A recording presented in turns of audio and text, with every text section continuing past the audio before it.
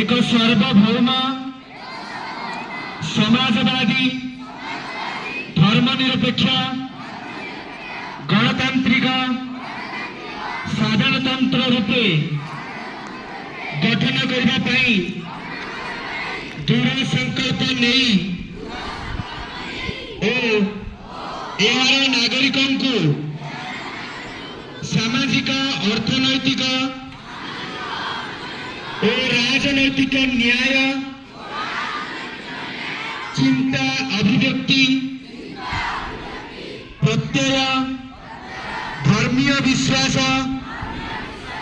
एवं उपासनार स्वतंत्रता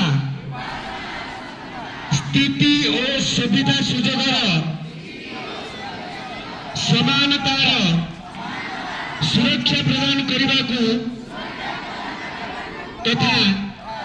व्यक्ति मर्यादा एवं राष्ट्र ऐक्य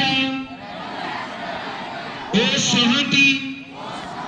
निश्चित करी सेमानक मध्य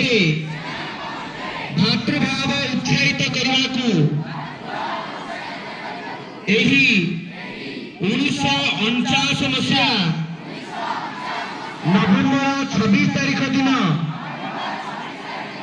आमर संविधान प्रणयन सभारे संविधान को ग्रहण और प्रणयन करुछु